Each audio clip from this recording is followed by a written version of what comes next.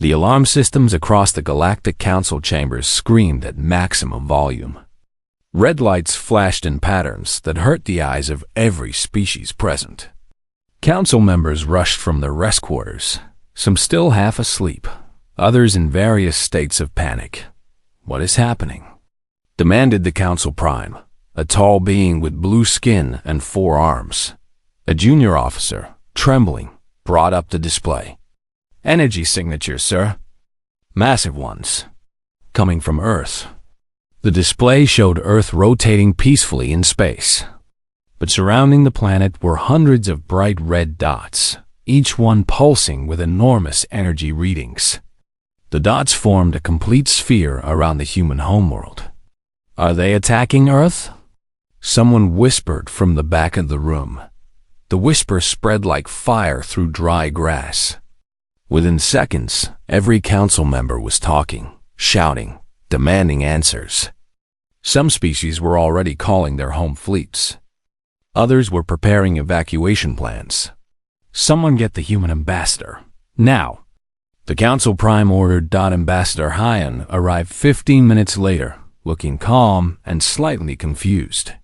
He was a middle-aged man with gray hair at his temples and a patient expression that came from years of explaining human behavior to aliens who didn't understand it. "What seems to be the problem?" Hyan asked, looking at the panicked faces around him. "Your planet." The Council Prime pointed at the display. "These energy weapons. Are you under attack? Who dares assault a council member world?" Hyan looked at the screen. He tilted his head, studying the red dots for a moment. Then he smiled, which made several council members step backward in fear. "Oh, that's just a cleaning operation," Hyan said. Silence fell across the chamber. It was the kind of silence that comes right before an explosion. "Cleaning?" repeated the Council Prime slowly. "Yes, space debris removal. We started the global initiative this morning. Didn't we send a notice about this?" A small alien near the back checked his datapad. There was a message, filed under routine maintenance operations. Nobody read it. The Council Prime's skin turned from blue to purple, which in his species indicated extreme stress. "Ambassador Hyan, those energy signatures match weapons-grade laser systems. Multiple species are reading them as planetary defense cannons." "Well, they are high-powered lasers," Hyan admitted. "But they're pointed at our own debris, not at anyone else." "Debris?" another council member asked. "What debris?" Hyan pulled out his datapad and brought up images of Earth's orbital space. The council members leaned forward to look. Their expressions changed from fear to confusion to horror. Earth's orbit looked like someone had exploded a junkyard in space. Thousands upon thousands of objects circled the planet. Dead satellites, spent rocket stages, broken solar panels, fragments of metal, and pieces too small to identify on the scans. They formed layers around Earth like the rings of Saturn, except messy and dangerous. "How did this happen?" gasped a council member. 300 years of space activity, Hyan explained. "We've been launching things into orbit since the mid-20th century. Not everything came back down. Some things broke up there. Collisions happened. It accumulated." "You've only been in space for 300 years?" another alien asked, shocked. "Give or take," Hyan said with a shrug. The council members looked at each other. Most species in the council had taken thousands of years to develop space technology. They had moved slowly, carefully. The idea of cluttering up orbital space in just 3 centuries was unthinkable. "The debris is dangerous," Hyan continued. "Some pieces travel at 28,000 kilometers per hour. A paint fleck at that speed can punch through a spaceship hull.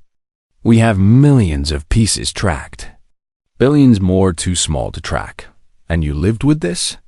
the Council Prime asked. "We didn't have a choice until now. But one of our engineers, a woman named Yuna, developed a solution. That's what you're seeing today." On Earth, Yuna stood in the command center, watching screens that showed the entire planet. She was young, barely 30, with short black hair and eyes that sparkled with excitement.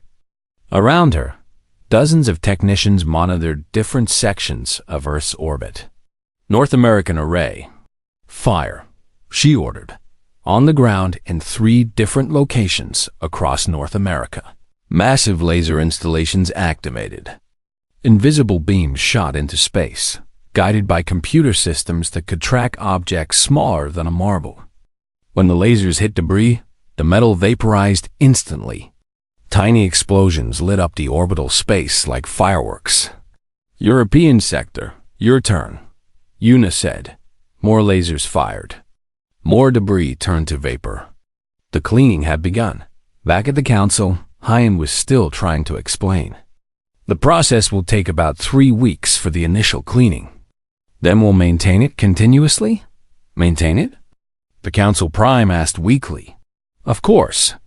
We're still launching things into space. We'll generate more debris. So we clean as we go now. A council member from an insect-like species clicked its mandibles nervously. Ambassador Hyan, do you understand what you've built? Those lasers could destroy entire battle fleets. Hyan nodded. Probably. But we built them to destroy garbage, not ships. But you could use them as weapons, the insect being insisted. We could use a lot of things as weapons, Hyan said. We don't plan to. Look, we just want clean orbital space. We have plans for expansion. More satellites, more stations, eventually an orbital elevator. Can't do that safely with all this junk flying around. The Council Prime sat down heavily. Your species built weapons-grade technology to solve a housekeeping problem. Is that unusual? Hyan asked innocently. Nobody answered. They were all too busy recalculating their threat assessments of humanity. The Council sent ships to observe Earth from a safe distance. Nobody wanted to get too close to those lasers, regardless of what the humans claimed they were for. 3 different species volunteered their best reconnaissance vessels. They arrived in Earth's solar system 2 days after the cleanup operation began. Commander Quan sat in Earth's Orbital Defense Initiative headquarters, drinking his 5th coffee of the day. He was a stocky man with permanent frown lines on his forehead, earned from 20 years of dealing with space junk problems. Banks of monitors surrounded him, each showing a different section of Earth's orbit. Sector 7 clear, reported one technician. Sector 12 showing 30% reduction, called another. Asian GRID is requesting permission to fire on cluster. Alpha 9, a third voice said. Quan checked the data. Cluster Alpha 9 was a mess of old satellite fragments that had collided years ago, creating a spreading cloud of deadly shrapnel. Permission granted. Full power. I want that cluster gone. Across Asia, 6 laser installations turned skyward in perfect coordination. They fired simultaneously. In orbit, the cluster of debris began to glow, then exploded into vapor. The tiny pieces that remained were so small they would burn up in the atmosphere within weeks. On the alien observation ships, alarms blared. Did you see that? The captain of the first ship shouted. They just vaporized a target the size of a small moon. Recording everything, his officer replied, fingers shaking as he worked the controls. The second observation ship, crewed by a species that looked like floating jellyfish, drifted closer. Their captain was braver than most. We need detailed scans. Get readings on those energy outputs. The data that came back made everyone on the ship turn pale, which for jellyfish beings meant becoming merely transparent. These readings, the science officer whispered. A single installation could destroy our largest battleship in one shot. How many installations do they have? The captain asked. Counting now. 47 visible. There may be more hidden or mobile. Back on Earth, Gina walked through the observation deck with a group of alien visitors. She was a historian, invited to help explain human space development to the curious aliens. She was a patient woman, used to explain complicated things to people who didn't understand Earth's rapid progress. "You must understand," Gina said, gesturing at a holographic display of Earth orbital history. "Humans move very fast. We try things, they break, then we fix them even faster." A small purple alien, barely knee-high to Gina, raised a tentacle. "But why did you let it get so bad?" "We didn't realize it would be a problem until it was," Gina admitted. "In the beginning, space was so big and empty. We thought a few satellites wouldn't matter. Then a few hundred. Then thousands. By the time we understood the danger, we had millions of pieces of debris up there." The hologram showed the progression. Clean orbital space in 1960. A few dots by 1980. Hundreds by 2000. By 2100. Earth's orbit looked like static on an old television screen. "Your species is very messy," observed an alien with scales and too many eyes. "Yes," Gina agreed without shame. "But we're very good at cleaning up our messes. Eventually." On the command deck, Quan was coordinating a more delicate operation. "We're going after the big one," he announced. "Magnetic nets are ready?" "Ready, Commander," confirmed his second officer. "Target is the old Station Freedom section. Mass, 42 tons.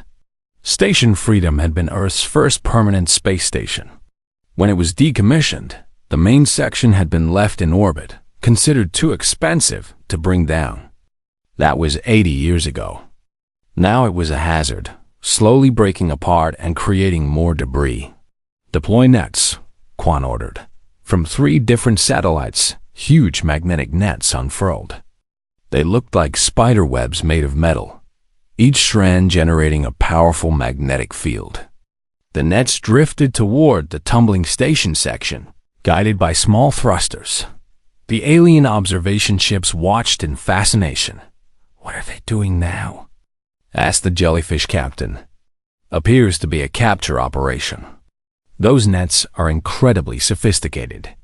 The magnetic field strength is adjustable per strand. They're creating a custom web to match the target's rotation."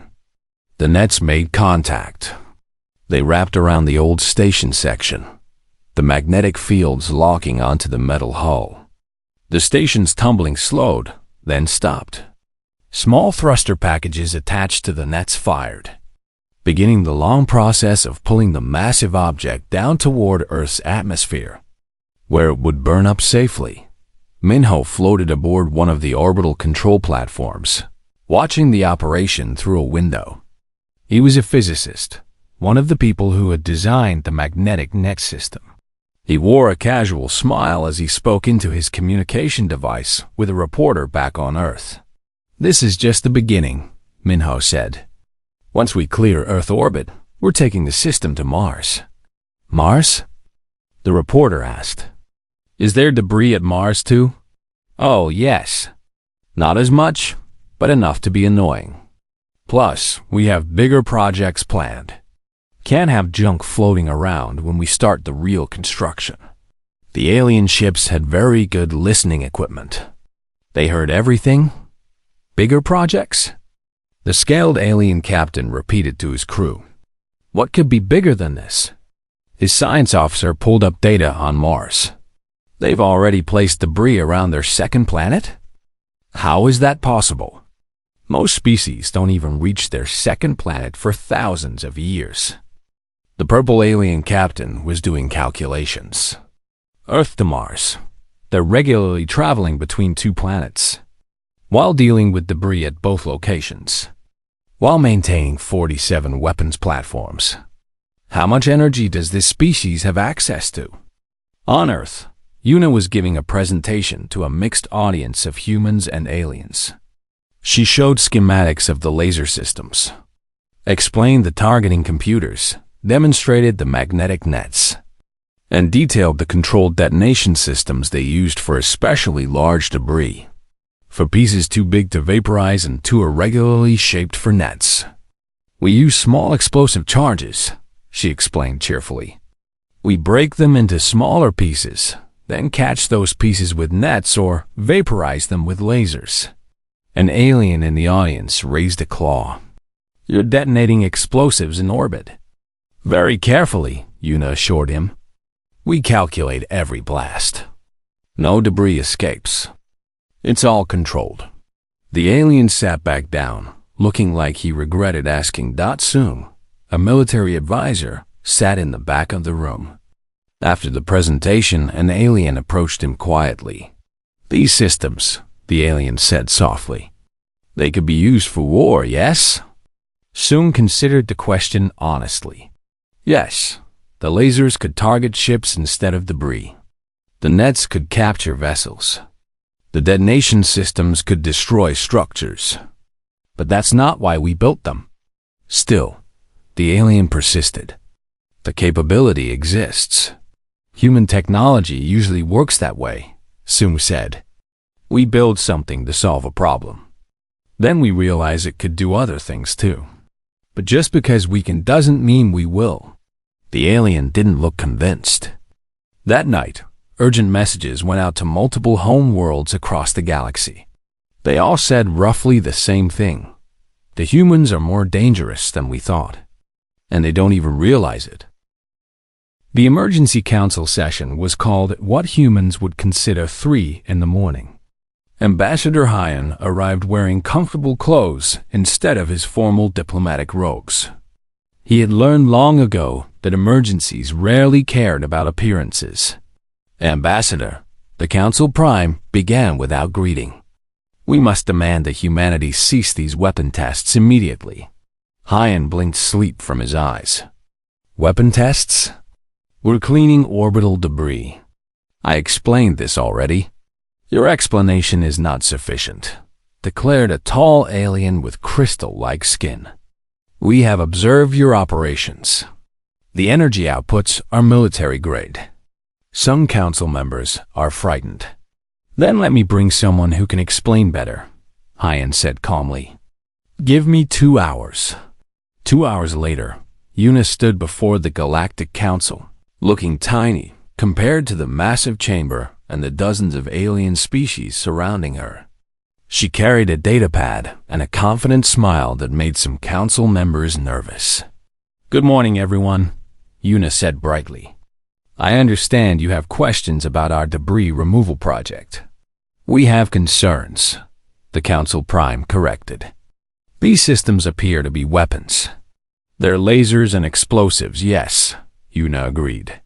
But their purpose is cleanup, not combat. Let me show you why this matters. She activated her datapad, and a hologram appeared in the center of the chamber. It showed a single paint fleck, magnified many times. Next to it, for scale, was a human hand. This is a piece of paint, Una explained. Smaller than my fingernail. In orbit, it travels at 28,000 kilometers per hour. At that speed, this paint fleck hits with the force of a bowling ball dropped from a building. It can punch through spacecraft hulls, destroy equipment, kill astronauts. The council members leaned forward, studying the image. We have millions of pieces like this, Una continued. The billions that we can't even track. Every single one is potentially deadly. A council member from a bird-like species ruffled its feathers. But how did you allow this to happen? We didn't allow it. We created it, Una said bluntly. Every launch leaves debris. Every satellite eventually dies and becomes debris. Some satellites collide and create thousands of new pieces. It's called the Kessler syndrome. One collision creates debris that causes more collisions, which creates more debris, and so on. If we don't stop it, we could trap ourselves on our own planet forever. The chamber fell silent. The concept of being trapped on one's home world by one's own garbage was horrifying to species that had spread. Across the stars, Sung stepped forward to stand beside Una. He was in his military uniform today, which made several aliens nervous. Yes, Soong said. addressing the unspoken question. These lasers could be weaponized.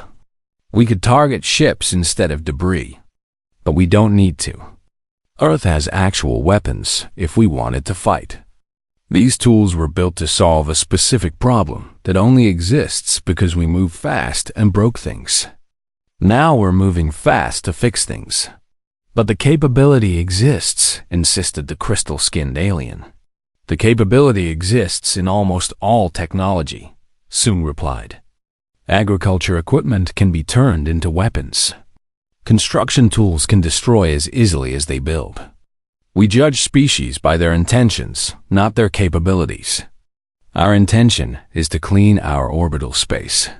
Nari, Earth's chief diplomat, stood up from her seat in the observer section. She was an elderly woman with white hair and eyes that had seen many negotiations. She walked to the center of the chamber slowly, making sure everyone watched her. Council members, Nari said in a clear, strong voice. Let me tell you about the bigger project that has some of you worried. The chamber tensed. This was what many had been waiting to hear. We're cleaning Mars' orbit next, Nari said simply. You've cluttered another planet already. Someone shouted from the back. Yes, Nari admitted. We sent probes, landers, satellites, and orbital stations to Mars over the past 200 years. Not all of them are still functional. Some have crashed. Some have broken apart. Mars' orbit has debris now too. Not as much as Earth, but enough to be a problem when we start serious colonization efforts. Colonization? The Council Prime repeated weakly. Of course. That's always been the plan. Earth is our home, but Mars will be our second home. We can't have debris threatening our ships and stations. So we clean it up first. We learn from our mistakes. Yuna brought up another hologram, this one showing plans for the Mars operation. We'll use smaller laser arrays, since Mars has less debris. We're also testing new collection drones that can grab debris and bundle it for controlled deorbiting. The drones are partially autonomous and can learn to identify new types of debris. A council member that resembled a floating brain in a protective bubble spoke up. Learning machines? Autonomous systems? Do you understand the dangers? We have very good safety protocols, Yuna assured them. The drones have limited intelligence, can't replicate without authorization, and have hardwired shutdown commands. We've been using similar systems on Earth for decades. For decades, the brain being repeated faintly. Hyan watched the council members carefully. He could see the realization spreading across their faces. Humanity hadn't just built one impressive system. They had built an entire infrastructure of advanced technology to solve a problem that most species never even encountered because they developed too slowly to create it in the first place.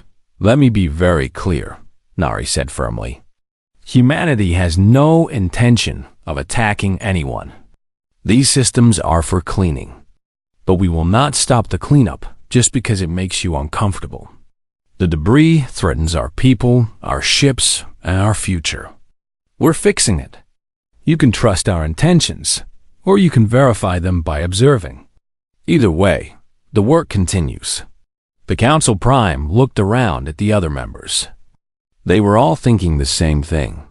How do you tell a species to stop solving their problems just because they solve them too aggressively? We will observe, the Council Prime finally decided. But we expect regular reports and transparency about all future projects. Agreed, Hyan said immediately. We'll send weekly updates. You're also welcome to visit our operations in person. We have nothing to hide. After the session ended, Yuna approached Hyan in the corridor. Do you think they'll relax now? Hyan shook his head. No. Now they're wondering what else we've built that we consider routine. But that's fine. Let them wonder. Maybe they'll learn to read our maintenance notices. Should we tell them about the asteroid mining project? Yuna asked innocently. Hyan groaned. One crisis at a time, please. In their ships, the alien observers updated their reports. The consensus was clear. Humans were not aggressive. They were enthusiastic. And somehow, that was more unsettling. An aggressive species could be predicted, defended against, negotiated with. But an enthusiastic species that solved housekeeping problems with military-grade technology. Nobody knew how to handle that dot.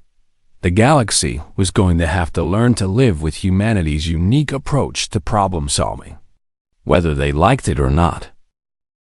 In a private council chamber, far from human observers, 5 of the most powerful species in the galaxy gathered for an uncomfortable conversation. They had sent their junior members away. This discussion needed to happen without interruption. "Let's review what we know," said the Council Prime, pulling up data on a holographic display. Humanity achieved powered flight in the year 1903 by their calendar. They landed on their moon in 1969. That's 66 years from first flight to reaching their natural satellite. A council member shaped like a living stone pillar rumbled in disbelief. "My people took 4,000 years to accomplish the same progression. Mine took 6,000, added the jellyfish being from the observation fleet. And we didn't clutter our orbital space even once during that time." The brain being floated closer to the display. "Look at their satellite count. Currently active, 14,000.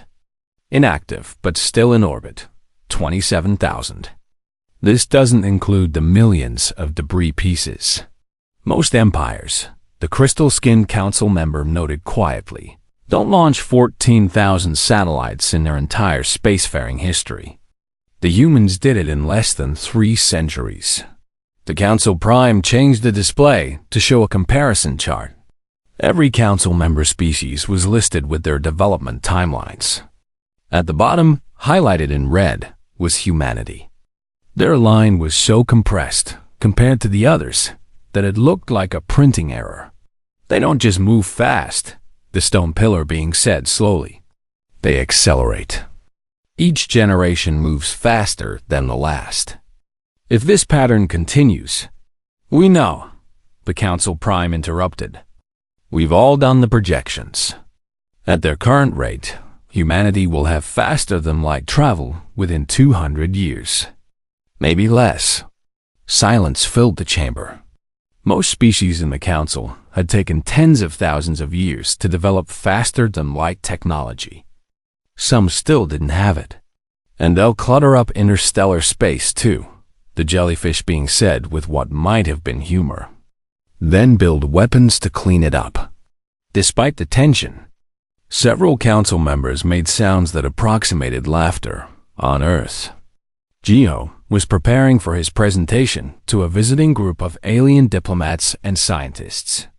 He was young for a cultural attach, barely 25, but he had a gift for explaining human thinking to non-humans. The conference room was packed.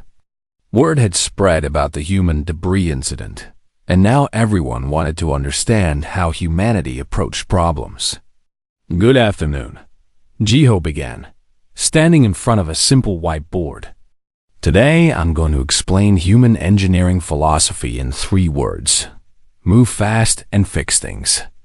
He wrote the words on the board. "Most species, from what I understand, develop slowly and carefully.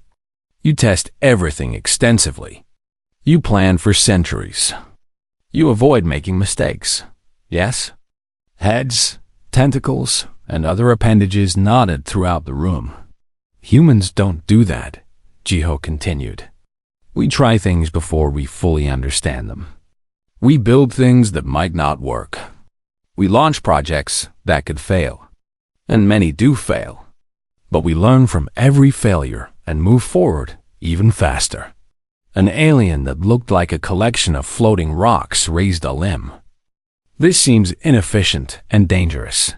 "It is both," Geo agreed cheerfully. "But it's also very effective. When we find a problem, we don't study it for decades. We throw solutions at it until something works. The debris crisis is a perfect example. We created it by moving too fast. Now we're solving it by moving even faster. Another alien, this one resembling a large insect, clicked its mandibles thoughtfully. But the solution is dangerous. Those lasers, the explosives, the learning machines. All technology is dangerous if misused, Jiho said. But we don't let fear of danger stop us from solving problems. We build safety systems, yes. We plan carefully, yes. But ultimately, we act. We do things. We fix things. He pulled up a hologram showing various human innovations. Nuclear power, incredibly dangerous, but we use it safely to generate energy. Artificial intelligence, potentially threatening, but we use it to solve complex problems. Gene editing, ethically complicated, but we use it to cure diseases. We don't avoid powerful tools. We learn to use them responsibly. The presentation continued for 2 hours. Jiho explained human risk tolerance, iteration cycles, failure acceptance, and aggressive problem solving. By the end, half the aliens looked inspired. The other half looked terrified. After the presentation, a group of aliens asked to visit one of the orbital control stations. Jiho arranged it, and they took a shuttle up to meet Inha.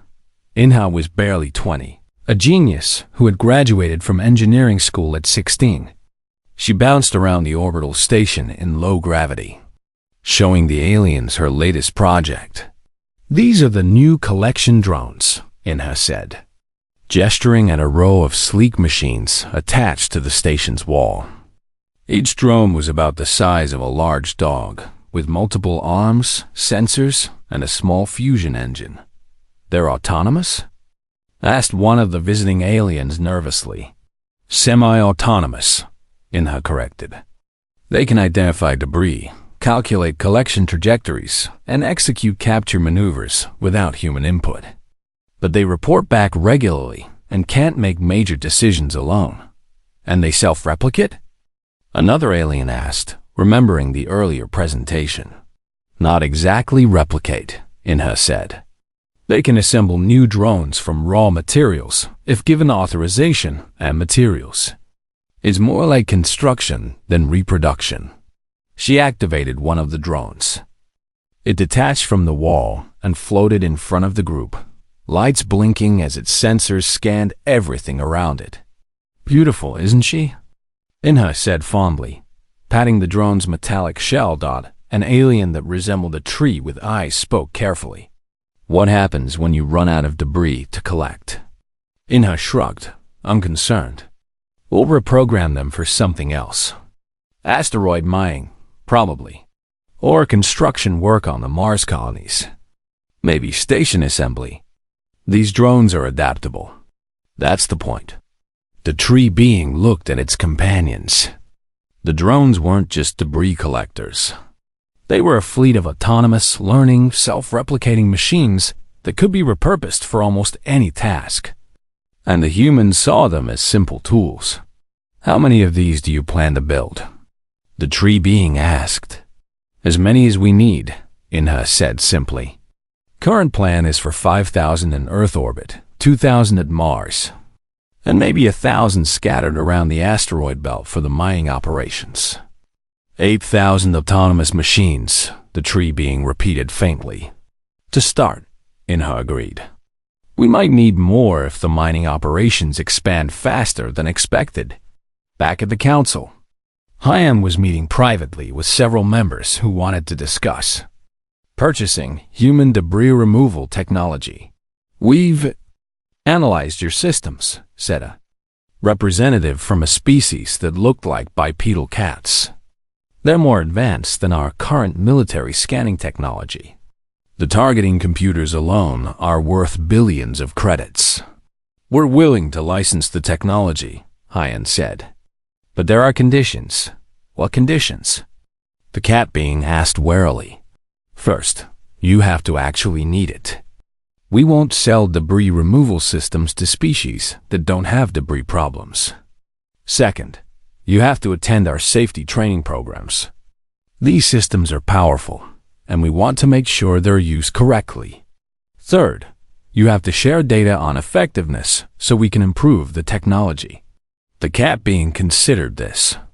These terms are acceptable. When can we begin? Next month, Hyan said. We're setting up a training facility on Earth's moon. Send your engineers there. As the meeting concluded, Hyan received a message on his personal communicator. It was from Nari. They're starting to understand what we are.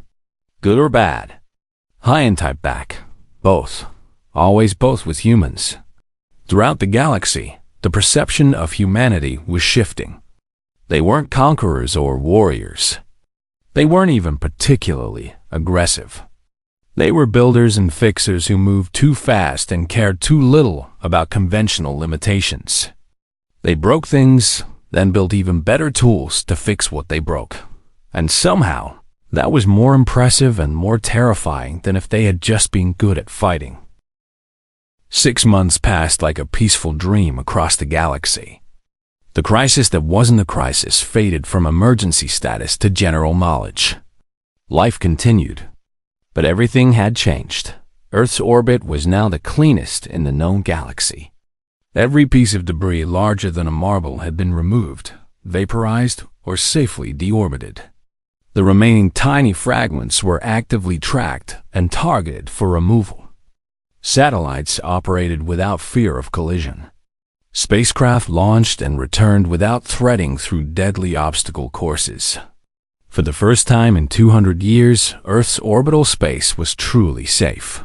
Yuna stood in the command center, looking at screens that showed mostly empty space instead of the cluttered mess from 6 months ago. She felt a strange sense of loss, mixed with pride.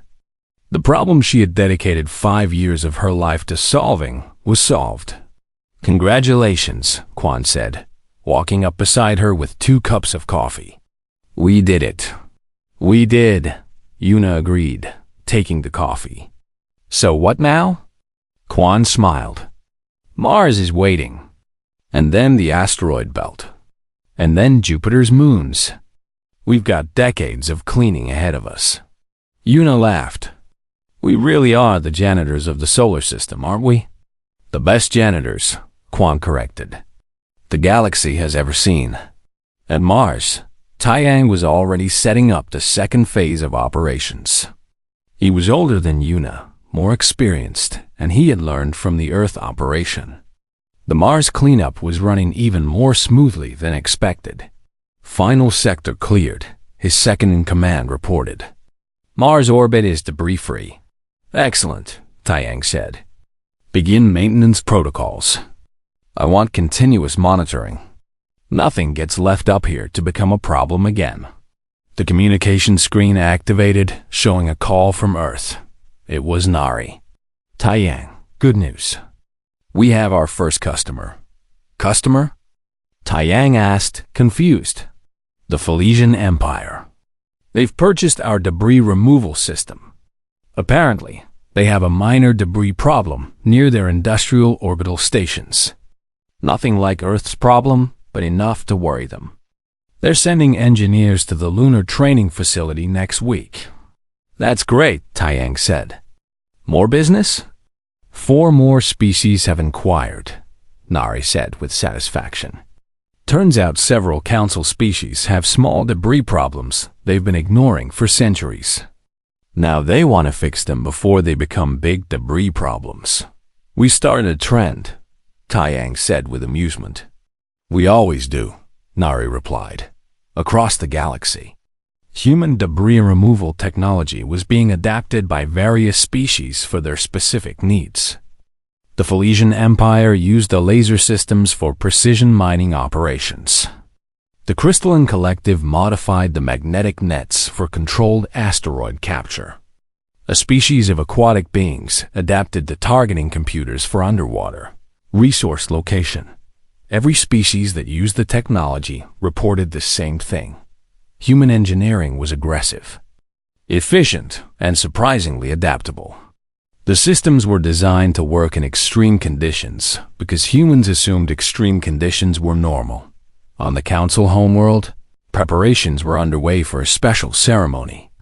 The Council Prime stood in his office, reviewing the speech he would give that evening. Hyan arrived early, as always.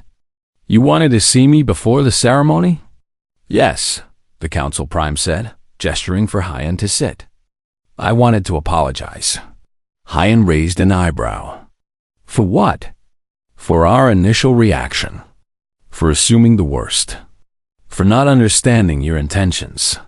"You were scared," Hyan said simply. "That's natural. We built something powerful and didn't communicate clearly enough. We shared the blame." "Your people are generous," the Council Prime said. "But we made assumptions based on fear rather than evidence. That was wrong." "Apology accepted," Hyan said. "Is that all?" "No." The Council Prime pulled up a document. "We want to formally recognize human contributions to galactic safety. You've shared your technology freely. You've trained other species. You've improved safety for everyone. We just cleaned up our mess," Hyan said, uncomfortable with praise. "You did more than that. You showed us that problems can be solved aggressively without violence. That powerful technology can be used for maintenance rather than war. That rapid development doesn't have to mean destruction." That evening, the council chambers were filled to capacity. Representatives from every member species attended. The ceremony was broadcast across the galaxy. Yuna and Quan stood on the presentation platform, looking small and uncomfortable in their formal clothes. They preferred work uniforms and command centers to fancy ceremonies. For exceptional innovation and dedication to galactic safety, the Council Prime announced, "We present the Galactic Innovation Prize to engineers Yuna and Quan of Earth for the development of the orbital debris removal system." Applause filled the chamber. An odd sound created by dozens of different species using their various appendages to make noise. Some clapped hands. Others clicked mandibles. A few vibrated their entire bodies. Yuna stepped forward to accept the award, a beautiful crystal sculpture that probably cost more than her annual salary. "Thank you," she said simply. "We just wanted clean orbital space. We're glad our solution helps others too." The ceremony continued with speeches and formalities. Hyan sat in the audience, watching with satisfaction. This was good public relations for humanity. It would make future negotiations easier. His communicator buzzed with a message from Earth. It was from Sora, a reporter who had covered the debris story from the beginning. She had just published a new article. The headline read, "How Humans Accidentally Terrified the Galaxy by Doing Chores." Hyan read the article and laughed quietly. Sora had interviewed dozens of alien observers, collecting their reactions to the debris removal operation. The quotes were hilarious. "I thought they were preparing for war, but they were just cleaning their room," one alien had said. "They weaponized housekeeping," another had observed. "Never underestimate a species that treats janitorial work as a military operation," a third had concluded. The article went viral across the galactic network. Within hours, it had been translated into 70 different languages and viewed billions of times. Humanity was now officially known as the species that weaponized housekeeping. Hyan's communicator buzzed again. This time, it was an emergency council summons. He sighed and stood up, leaving the ceremony quietly. The emergency session was small, just the senior council members. They looked stressed. "What's the problem?" Ian asked. The Council Prime activated a display. It showed a distant star system, one that humanity had barely explored. The Vrexian Federation. They're facing an ecological crisis. Invasive species in their oceans are consuming all native life. They've been trying to solve it for decades without success. And? Hyan prompted. Several council members suggested contacting the humans. "They say you're good at aggressive problem solving." Hyan leaned back, considering. "We don't know anything about Vrexian ecology, but you could learn." the Council Prime said. You learn everything quickly, and you're not afraid to use powerful solutions for difficult problems. Let me talk to our ecological scientists, Hyan said. If they think they can help, we'll send a team. Another council member spoke up. What are your people working on now? Besides the Mars cleanup? Hyan pulled out his datapad and checked the current project list. Let's see. Neptune ring clearing operation starts next month. Asteroid belt mining expansion is ongoing. Europa ice drilling project is in planning. Jupiter atmospheric study platforms are under construction. Several council members stared at him in shock. Neptune? The Council Prime asked weakly. You're clearing the rings of your 8th planet. They're in the way of our mining operations, Hyan explained casually. Not clearing them completely, just creating safe corridors through them. The rings are beautiful. We don't want to destroy them. Just organize them better. Organize them. The jellyfish being repeated. You want to organize a planetary ring system. Why not? Hyan asked. We have the technology. The rings are mostly ice and rock. We can move them without too much difficulty. It's like the orbital debris problem, just bigger and prettier. The council members looked at each other with expressions that mixed resignation with wonder. Your people, the Council Prime said slowly, see the entire solar system as something to be organized and optimized. Of course, Hyan said, genuinely confused by the question. It's our solar system. We should make it work efficiently. That's just good planning. The meeting ended shortly after. As the council members filed out, Hyan heard several of them muttering to each other about humans and their approach to celestial mechanics. He smiled and headed back to his quarters. Tomorrow he would meet with the Vrexian representatives. He had a feeling that humanity's reputation as aggressive problem solvers was going to lead to a lot more interesting projects. 3 months later, a Vrexian ship left Earth orbit carrying a team of human marine biologists and ecological engineers. They were armed with detailed plans, experimental technology, and the kind of confidence that came from solving impossible problems regularly. The galaxy watched with fascination, and a little fear in her command center. Yuna was already planning the Neptune operation.